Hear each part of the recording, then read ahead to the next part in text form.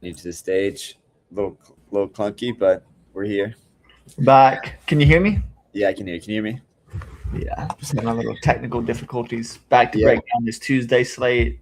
Sweat some baseball. It's a big one. How many games is it? It's 12 games, I think. Yeah, 12 games. I'm on the last leg of my journey here in St. Louis. Hopefully, going to the game tonight. We'll see Phillies and the Cards. I think the Phillies won last night. Painters pitched a pretty good game.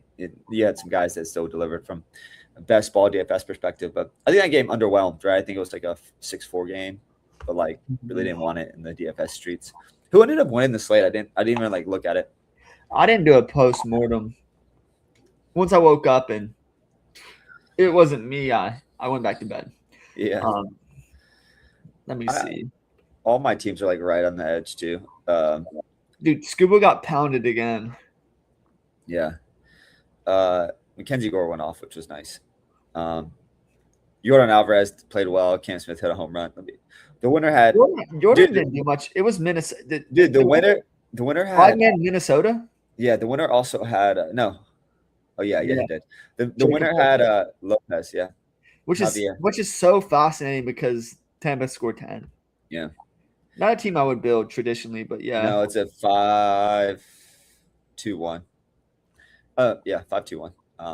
And so kind of a classic build. But if Minnesota ever wins 10 points, I would say that's a pretty bad day for Jordan. Yeah. My best scores were Cam Smith at 20. Well, actually, no. Francisco Lindor, 26. Cam Smith, 24. Jung Ho Lee put up 17. And Isak Paredes put up 14. Those are my best scores. Guys that underperformed, Devers put up 2. Basade put up 3. Jordan put up 10. I guess that's an underperform as well. Kenzie Gore put up 24 for me, though, so don't hate that. Well, let's do it, man. Let's dive into it. Do you have the pricing up in front of you? Yep. Okay. You may read it. I mean, I can kick it off. Yeah, run it. Do your thing. Preamble wise, anything else of note happened? Looks like Zay Flowers is not actually hurt. Luther Burden is hurt, but it doesn't seem severe. I love when guys get hurt because I always go back and scoop them up, like because then Luther Burden will fall, and I love Luther. He's gonna be back week 1. I love my big dog team that I'm drafting. So like obviously, I think we haven't really touched base on it since I've been gone, but it's balanced. Again, in the big, you don't want to make a bunch of misses, but David Montgomery, DeAndre Swift, Jalen Warren is my 3 running backs so far. And then Puka Nacua, Zay Flowers, Emeka Ibuka, and Josh Downs. I want Jalen Warren, obviously. He fell a little bit, but like I like the running back depth there. He's obviously listed number 1 in the depth chart.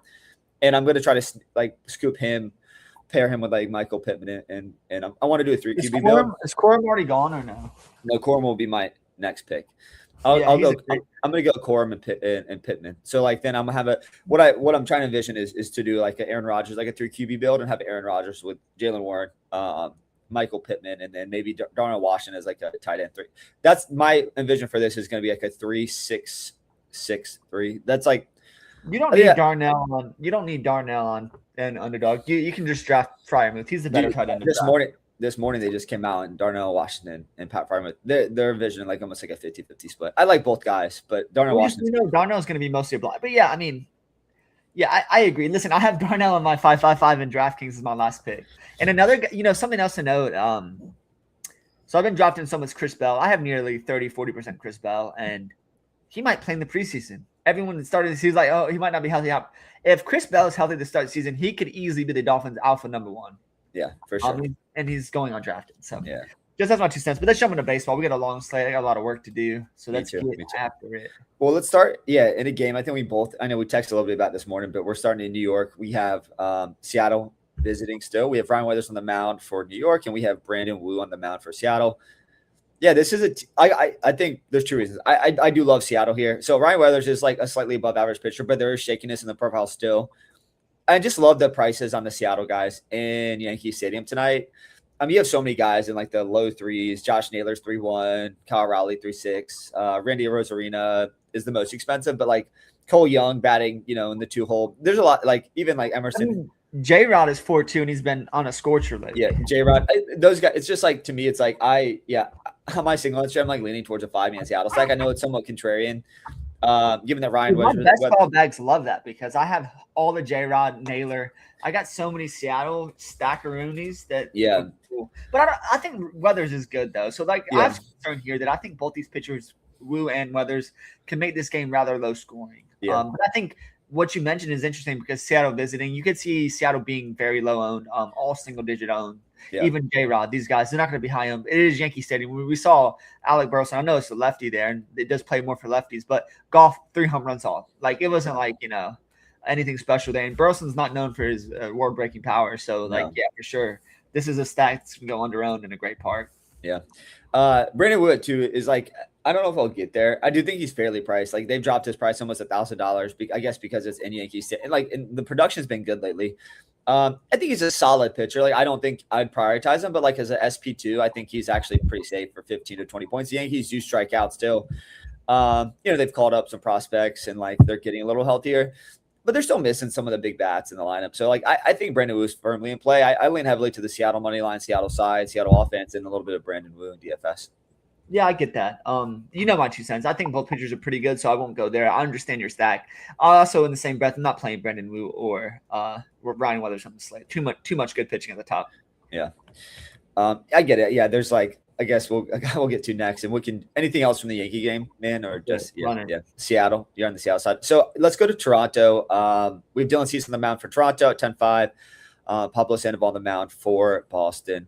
I feel like Cease is just the best pay on the slate. I feel like he's $1,000 too cheap at 10-5. Yeah, Boston's been on a heater. Cease just has the top strikeout stuff on the slate, top strikeout stuff potentially, right under Mizrowski in the league.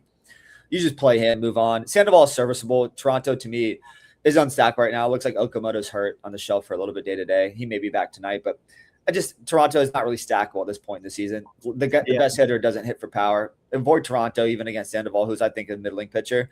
And he's been good lately. Sandoval's a guy that you like a little bit too. And I think this is a game where I would lean the under, but it's 7 already. Maybe the under half a run in the first. Yeah. Maybe it's just like for me, Cease isn't too cheap, but it's super affordable, right? Yeah. And what I mean by that is like 10-5 is a fine price for an ace, and he is an ace even against Boston. So like he just has the most upside and always comes with a decent floor. So easily him in the spot. I'm not going to be picking on Sandoval either. I think Sandoval's a competent pitcher. No one you really want to play.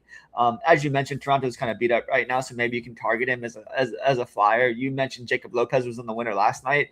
Sandoval can do the same thing, but it's not because he's putting up 30. It's because he's putting up 15 to 20, and just you hope that's enough with your stack. So other than that, yes, just Cease is my guy in this game, and I'm happy to move on. Yeah. Play Cease, don't play anything else. I think it's kind of as easy as that.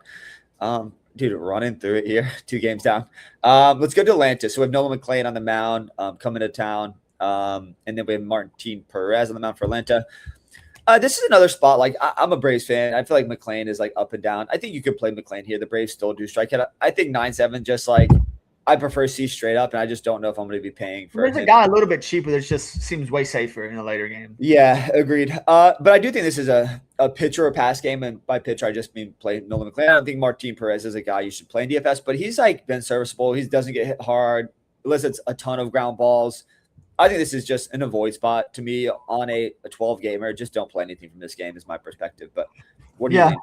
Yeah, I mostly lean that way. I don't think I'll take the risk of McLean here, but I do have looking at the Mets, like I don't really love them in this spot, but I mean I looked at a guy like Jorge Polanco at 2-3 at second base. That's a really hard position to fill.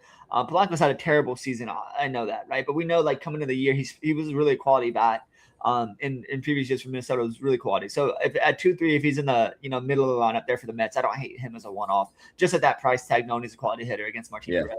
But that's really all I have. It's just like someone like Bo Bichette's cheap too. There's a lot. I think the Yankees. I mean the Mets. Yeah, I guess 2-3 is so cheap. And Polanco is like he is a class bat. It's been pretty bad this year, but I don't think he's fully fallen off. I think he has still and Polanco at his best has a little bit of power, and at second base, if he pops a home run at 2-3, you're pretty happy there. Yeah, agreed.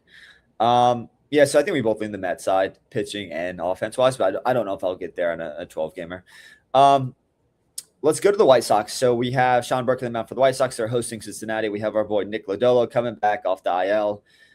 Man, Lodolo 6'3", I want him to shove in this spot. I hope he just pitches a absolute, masterclass. I don't think he's going to pitch long enough to like be serviceable in DFS, but I'm hoping for like a quality start if he can. Well, not even a quality start. It's just like if he cobbles together, he'll be Tuesday, Sunday.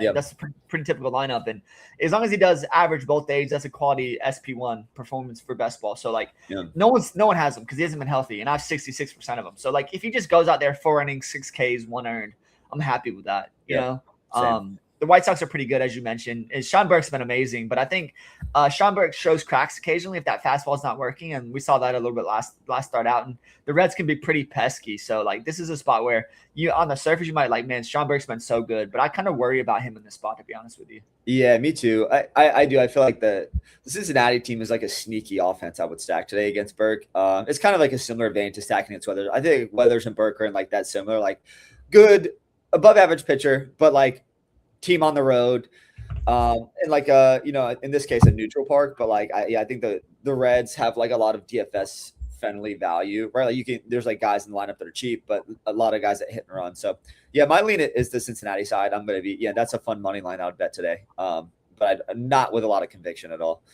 All right, let's go to Minnesota here. We have Brandon Young on the mound for Baltimore coming to town. We have Bailey Ober for Minnesota. I mean, like Young has been serviceable. I don't know if I'll play him against Minnesota. I think you could play him against Minnesota. Again, I'm like a Twins hater, but someone won 100K, so you can't hate too hard on that guy that won 100K with the Twins stack last night. Bailey Ober, like I think is again a serviceable pitcher. This is like just a pass game to me, Dylan. Like I don't really want to stack Baltimore against Ober. He's like not the strikeout stuff, but unless it's soft contact, he could go deep into the game. This is just a pass game altogether. I don't really have a side I want to bet or like interest in the bats here. Yeah, sorry, you disappeared and you're back. This is, we talk about pitcher or pass, we talk about bats or pass. This is just a pass game for me. I just think Ober gets enough soft contact that it's tough to trust Baltimore in a stack. I stacked them last night, obviously against Kramer. It didn't work too much there. And in the same breath on the other side, I was like, do I really want to stack against Young? He's been pretty serviceable lately. I'm not going to play the Twins, especially after a big performance last night. So this is just an easy fade game for me. I'm not going to play Young. There's just too much good pitching. Barry to lead with Hunter Brown late in the slate against San Francisco. It's just like, why even pay down for guys like this when there's so much risk there? So for me, it's just going to be an easy pass game, just to exit off on such a big slate. Yeah, agreed. Cool. Let's go to the St. Louis game where I'm located today. I'll be at the game. To me, it's going to be more of a pitcher's duel. So we have Christopher Sanchez on the mound for Philly, and then we have Andre Pallante on the mound for St. Louis. Sanchez is 10-7. I do prefer C straight up, but I do think Cease and Sanchez are clearly the 1-2. I think C should be a little bit more expensive than Sanchez. But Sanchez is firmly in play. The issue I have is St. Louis just doesn't strike out a ton, so I don't know if I'll get there. And they're better against lefties. They've been mashing lefties. So I think you could actually play Pallante here. So I mentioned this against Philly. Philly strikes out a ton. Pallante at 7-1 is like not a horrible play. There's a guy like this a little bit more expensive. I'm curious to get your thoughts on him a little bit later. But from my perspective, I feel like it's the problem is Pallante only has a 17% strikeout rate, and like Philly's still dangerous. It's like I mentioned Hunter Brown and Dylan Cease. You just mentioned Christopher Sanchez in the same game. Like you don't really need to go to Pallante on the slate. If you're going Pallante, I think you're actually making a mistake in this range. I think you could play him. I think he's a fine play at SP2. You can play technically anyone, right? We saw Jacob Lopez win, but like on this slate when there's so many good pitching, like why would you even take the risk there against a good Phillies lineup? No, I understand that. I do understand that. This is another game. When I'm like looking at the entirety of the slate, this is just another like pass game. I guess leave Sanchez in the pool if you can afford him. If you're paying down at bats, throw Sanchez and Cease. But I wouldn't play Sanchez without playing Cease.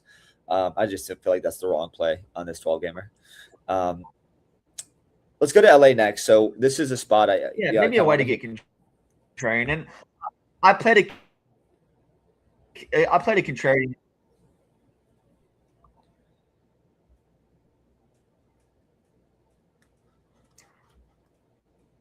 You were lagging, or I was lagging, or are we back? Can you hear me? Yeah, I can hear you. I was just letting you rant for a second. I didn't know. I was just saying that you can. I was just talking about playing a contrarian Christopher Sanchez, and like there's sometimes that's value, but I don't know if it'll be super contrarian on this slate because people kind of look at the Cardinals as bottom tier, but I think they're really good against lefties there, so I'm pretty interested there. But go to the next game you were talking about as you get into the road. Yeah, sorry. This hotel Wi-Fi is not doing me any favors. But let's go to the Angels Park. We have Texas still in town. We have Cody Bradford on the mound for Texas and Ryan Johnson, not Randy Johnson, on the mound for LA. You can't play Ryan Johnson. He's not very good in my opinion. I don't know how long ago. He doesn't seem to be going very deep into games. I think Texas is firmly in play. The offense. Texas is like one of my favorite money line bets, but I actually really like Bradford at 7-3. 70 pitches in the last start. He'll get up to like the 85 range. I think at 7-3 is really interesting. SP2. He's fine. Like, he's good. I think the Rangers win this game. He's fine. But like, do you need to go there with such good pitching on the slate? That's the question. I don't know. I do feel like there's an outcome for 25 points here. I think Texas wins this game. Yeah. I think Bradford can go 5-6 innings and he can get 8 to 9 strikeouts against the Angels, which is like lineup has been decimated. Outside of Nato and Trout, there's like literally no one else in the lineup in my opinion. I mean, bar none, Texas is my favorite stack in the slate. I'm going to 5-man them many different ways, but they're so cheap. I mean, there's no bat in there. There's above 4-5. So just like I'm playing Langford, I'm playing Seager, I'm playing Nemo, I'm playing Jock. I mean, you can play whoever you want, I'll probably play a little Evan Carter's, helping him run a little bit. Just like a team on a stack up and down. So I don't know if I'm going to play Bradford. I'm probably going to pay up for pitching, as I mentioned, 100 times. I'm probably going to play Cease and Brown. Those are probably going to be my two guys at the top I'm focused on. I just think they're in the best matchups.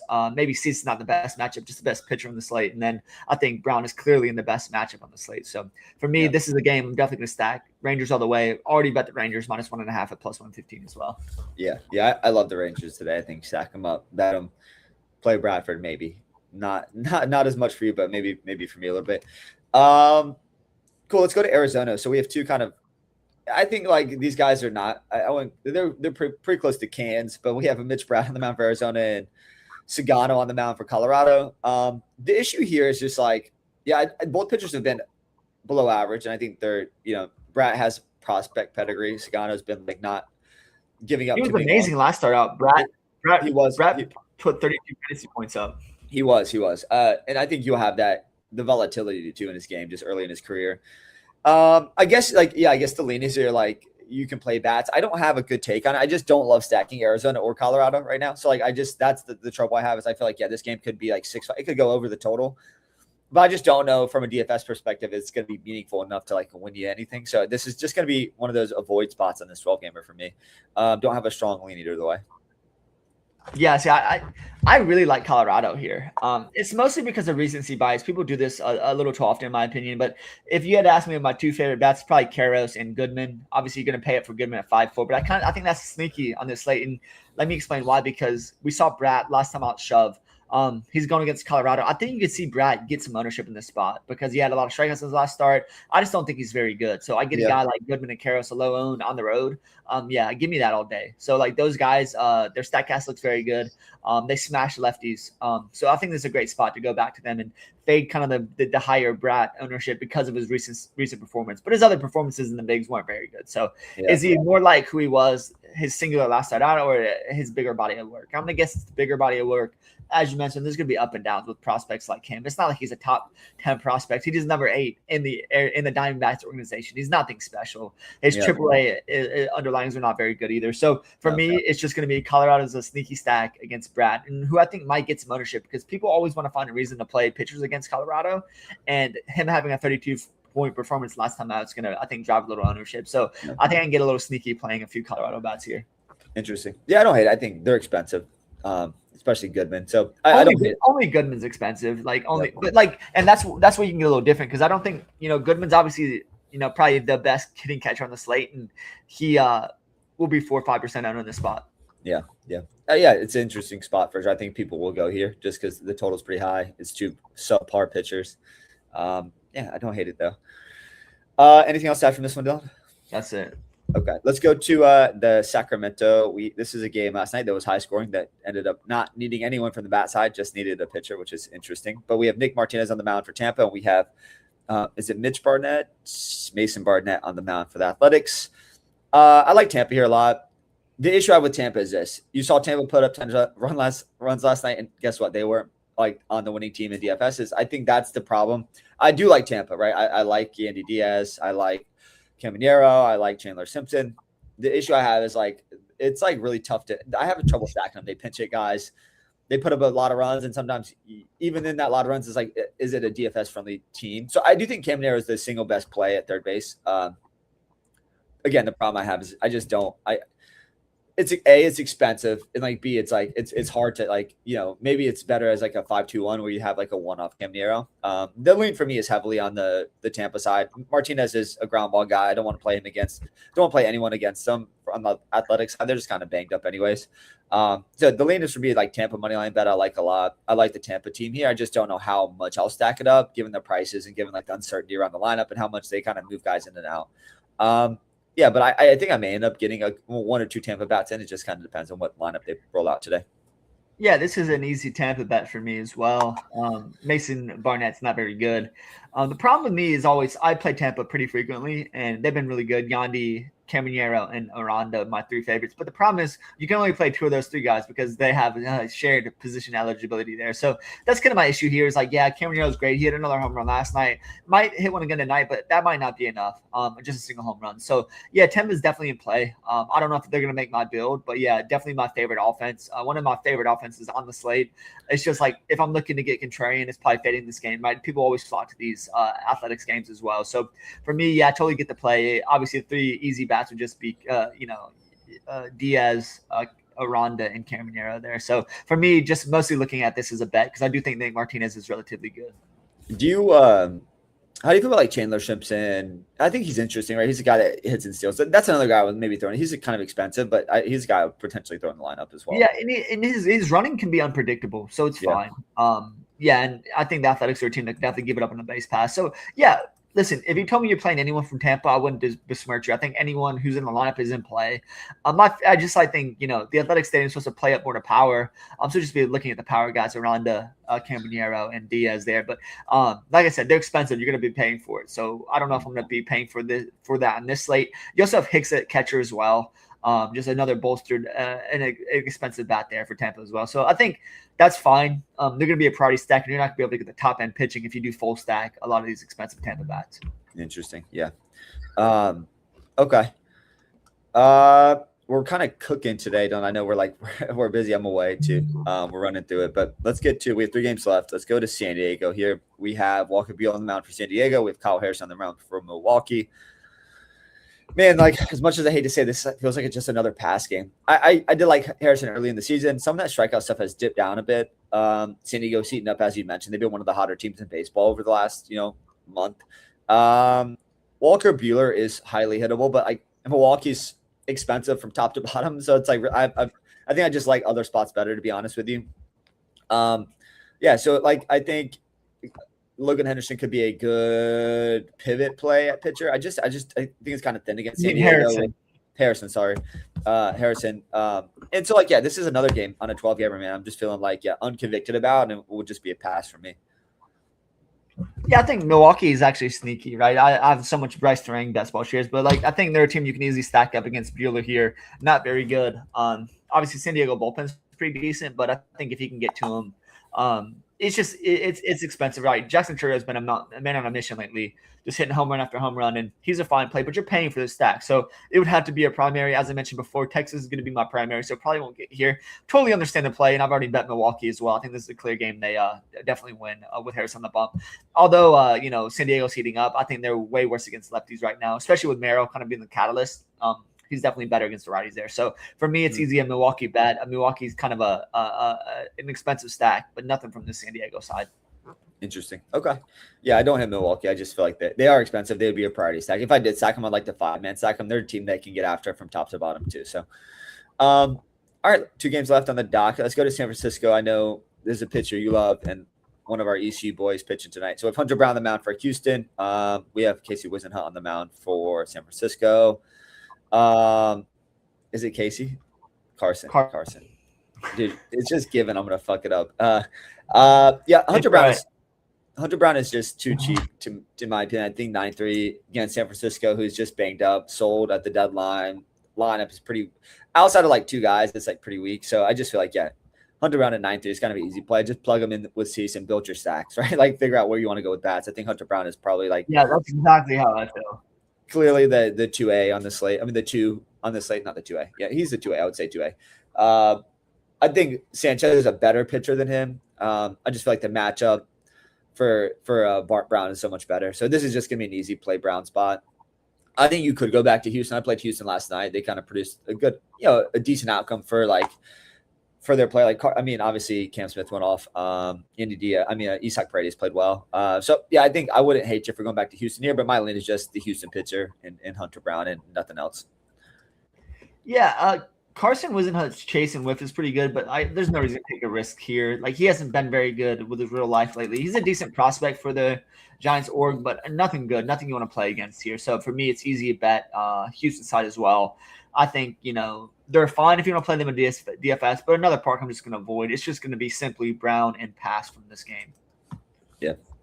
In agreement there, man. Let's get the last game on the slate. Going to the Dodgers Stadium. We have KC still in town, Kansas City, that is. We have Blake Snell coming back off the IL, pitching for the Dodgers, then Michael Walker for KC. I don't know how long Snell will go. It won't be very long. A, he's coming off the IL. B, they don't need him to go long. Walker's a serviceable, pitch to contact guy, soft contact guy. I think this is another 12 gamer where it's just like, I hope Jack Kaggs, Bobby Witt, Carson Jensen smash Snell. But this is just another avoid spot to me. I don't think you need anything for this game. I don't even think like a contrarian Dodgers stack makes a lot of sense against Walker, who's been, he was an all-star pitcher, which doesn't mean as much as he used to, but still like he's a above average pitcher, pitch to contact guy, doesn't generally get blown up. So this is just another void game for me.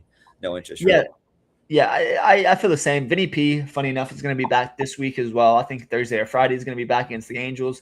Would love that if he had a big weekend or just roll into the next round. You have some Vinny P teams in best ball. That's going to be fun. And something else on the horizon looks like Mike Kell's going to be back pretty soon as well. So maybe the Royals are a fun team to stack later on down the stretch. But yeah, Jack Kaggs has been so damn good. Another home run off of Tariq Skubal last night. Tariq just hasn't looked himself his last few starts, even before the getting shipped over. So yeah, but against the lefty here, I definitely want a Bobby Witt if I'm playing anything. But just, why play this game? Why play this game whatsoever? I just think this is a rather underwhelming game from both sides, pitchers, bats, whatever you want to call it. I just think this is a game I'm fully Xing off and just hoping for best ball shares that the Royals do their thing, beat the Dodgers. I'm just anti-Dodger at this point. It's like anytime a team beats the Dodgers, I'm pretty happy for them. So for me, I hope the Royals win this game. I'm going to be rooting for my best ball shares, but nothing other than that from a DFS angle. Yep. In agreement there, man. I feel like we cooked through those 12 games today. It's good. We got work to do, and it's a little choppy internet, so we're doing our best to just produce anything. Yeah, this is more of we're in the longevity game, baby. How often can we do this? How much can we do it? Repetitions. Get your hours in, folks. Yeah. We love doing this, and like we talking about it, like makes us look at the slate a little bit deeper, right? Like we see different things, and and then diving into it, it helps both of us. So I hope anyone who listens does get a little bit of helpful knowledge and just a different perspective. Everyone brings a new perspective, and sometimes that makes you look at things differently. And that's kind of our goal here, is just like have you looking at something a little bit differently, seeing it through our lens. But yeah, other than that, man, goodbye, good luck. Hope you ship it tonight. I hope I ship it. Hope one of us ships it, because I need to fill the coffers up as we approach NFL season. Same. All right, man. Well, good luck, dude. Keep an eye on my kiddos while you're there. I'm about to go over and see it. River seems pretty happy that you're gone. Not happy that you're gone, but he's content. He sees me and he gives me hugs, and he's jazzed up to headbutt me. But other than that, they're good. I can't wait to see him tomorrow. All right, dude. Well, thanks for jumping on, man. We'll be in touch. I'll send you some photos from the game tonight. Yeah, have fun, man. Yeah, win some money today, and then I'm gonna do some golf research. I'll be in the weeds. I'm neck deep in golf. My bet to win this week is JT, so I hope he can do it. I love JT. Yeah, he's my one and done. I'm gonna bet him outright. He's my favorite. Yeah, player. I like him a lot. Are you gonna play Scheffler? I probably will play Scheffler. I'm not gonna play Scheffler this week. It's pretty much full fade Scheffler, and I love him. And in 4 rounds, pretty scary. But I'm doing something a little contrarian this week, and I'm gonna live in an interesting range. And we'll talk about it when we collab on probably Wednesday tomorrow. Okay. But let me jump in. I got a lot of work to get done, and get after it. I got to go to your house and fix something as well. So come make some money, man. All right, dude. We'll be in touch. All right, later. All right, see you, folks.